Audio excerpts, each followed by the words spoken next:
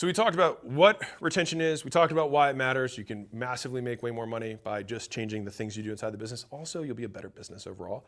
But the third one was how to actually change it. So I'm going to give you bonus number 4, which is, okay, Alex, I haven't done any of these things. Which should I start with?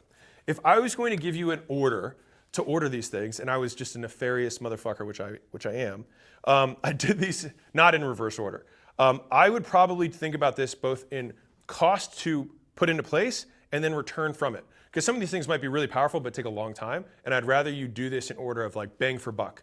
All right, so number 1 would be onboarding. You literally just add one step in the process after someone gets closed, and then you reaffirm the decision, you set the expectations, and then you give them the roadmap. You give them the walkthrough of what's gonna happen next. It's all you do, all right? And you talk to them, make them feel like a human, that they didn't just pay money some glom, big gray box of money making, all right? So number 1, we onboard. Number 2 is I would probably do unlockables. Main reason here is that you pretty much just set the incentive in place. Once you have it, it's like a one-time fix. Like you figure out what your unlockable is, and then you just set up when you want it to be. And for example, if people are currently staying 4 months, then put it at month 5. Just try and get them to get over that edge. Just give them something to look forward to, edge them on, right? So you want to just put it just past where they're currently canceling. So that would be the second thing that I would do. The third thing that I would do would be the exit interviews. That's a 3. Boop, there we go. Because you can pretty much implement this quickly, and I think you as a founder, especially if you're getting into this is so valuable. Like you get so much great data on what you can do better, and you have the opportunity to save the customer, and you have the opportunity to ascend the customer. Like so high value. Definitely worth it. If I had to go number 4 here, attendance tracking. This one takes more work, but huge returns.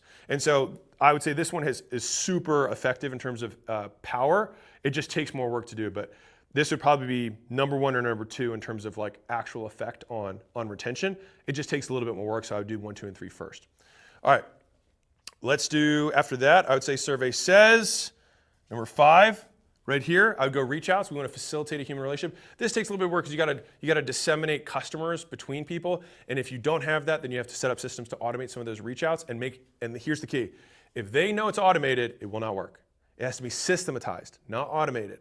If it's automated, like how many times do you respond to the green text that's like obviously automated? Never. You don't care because it shows that they don't care. And so the best way, and this is a Layla-ism, the best way to get people to think that you care about them, this is a really key trick, is to actually care about them. That's it. So reach outs. And then I would say these 2 I would implement together. So we'll go 6 and 7. Because they're just such a perfect little marriage of doing the events and the invitations via handwritten cards. This is something that's just like fun, it's value add, the key is the open loop between the events, and you get the referrals you get from the handwritten cards. So that's the order that I would do these in. And I've got something else for you, something extra sexy, because you know I love you. Little Easter egg for everybody else. Right now we've got the school games running, and if you don't know what that is, I'll tell you the outcome of it, which is that right now, 30.44% of people who start the games and finish their first month, all right? First month, just finish their first month, make their first $1 online, which I cannot explain to you. Like going from here, wherever you're at now, if you don't have a business, to making your first $1 is the hardest bridge to get over. There's so many things that feel unknown, and so the fact that we're getting 30.44%, I could not be more excited about. And so if you're somebody who's trying to start a business, we help you facilitate a lot of this stuff in school automatically, and so automagically, if you will.